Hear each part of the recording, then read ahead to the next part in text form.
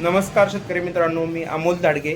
आज आपला विषय आहे डाळिंब बागेमध्ये जो तेल्या ॲक्टिव्हपणा भरपूर झाला आहे, तेल्या रोग म्हणजे जो बॅक्टेरियल आहे। शेतकरी अशा प्रकारचे म्हणजे तेल्याग्रस्त जे फळं आहेत ह्याच्यामध्ये तुम्हाला दाखवतो, हे असे फळं बऱ्याचशा शेतकऱ्यांचे झालेले आहेत। एक फळ कसं ओळखायचं, एक तर प्लस आकारामध्ये ते तडकतं किंवा फांदीवरती पण दिसतो।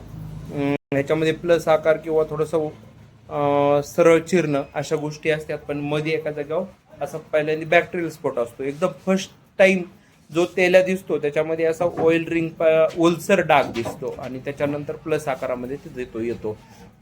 पानाव पाहिला तरी पण तो जर पान सूर्यप्रकाशाच्या दिशेने पाहिलं तर त्याच्यात असं पिवळसर छटा दुसऱ्या बाजूनी साईड बाहेरच्या बाजूने दिसते आणि फांदीवर वेडावाकडा खराब गंजल्यासारखा जो डाग दिसतो तो तेल्याचा असतो। आता विषय याच्याला कंट्रोल कसं करायचं, आत्ता क्रॉप कव्हर केलेले इथं क्रॉप कव्हर टाकलेल्या बागा पण खूप आहेत।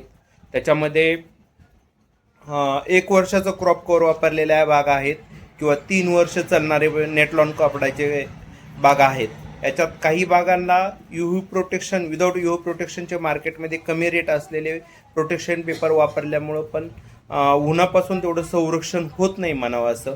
आणि त्या गोष्टीचे म्हणजे टेम्परेचर कंट्रोल नाही झालं, अपडाऊन टेम्परेचर त्याच्यामध्ये जास्त झालं तर त्याच्या गोष्टी पण त्याचा विपरीत परिणाम होतो।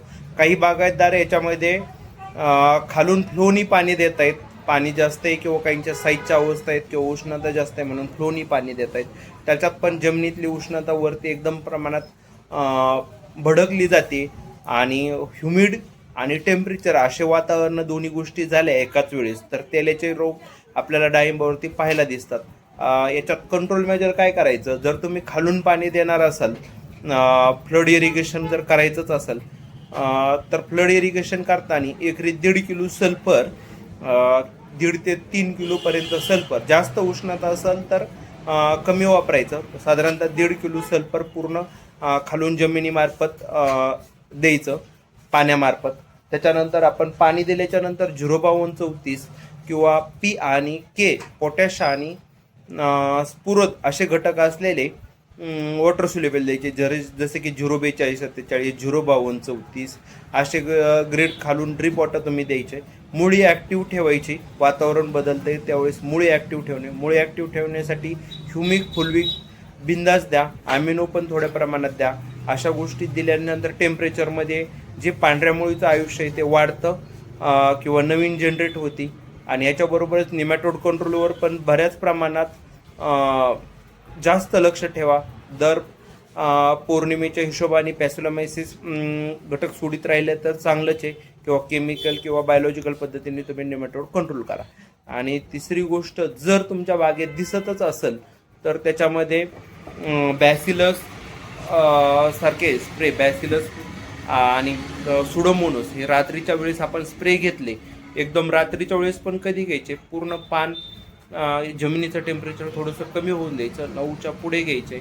आणि विशेष म्हणजे हा व्हिडिओ बनवण्याचं कारण की काही शेतकऱ्यांचं किंवा कंपनीवाल्यांचं कन्सल्टंटवाल्यांचं असं म्हणणं आहे की क्रॉप कव्हर टाकलेल्या बागेत पण त्याला येतोय नेटलँड बुटलँड किंवा त्याच्यामुळेच येतोय, अशी काही गोष्ट नाही आहे। आपण ते टेम्परेचर कमी करण्यासाठी करतोय आणि कमी टेम्परेचरमध्ये तेल्या हा जास्त प्रमाणात ॲक्टिव्ह होण्याचं असं काही कारण नाही। जर ह्युमिड वातावरण तुमच्याकडून खालून पाणी फ्लोनी भरलंय, पाऊस येतोय, वातावरण बदलतंय, अशा वेळेस येऊ शकतो।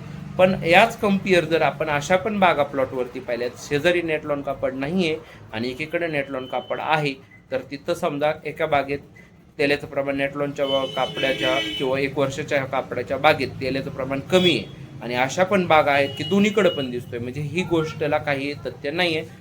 तर आपण कंट्रोल मेजर व्यवस्थित केले पाहिजे। दुसरी गोष्ट, आपण ज्यावेळेस वादळी वारं हवामान अंदाजक सांगतात त्यावेळेस म्हणजे वारं येते पण पाऊस येत नाही, तर मग स्प्रे घ्यायचा नाही अशी शेतकऱ्यांची कन्सेप्ट असते।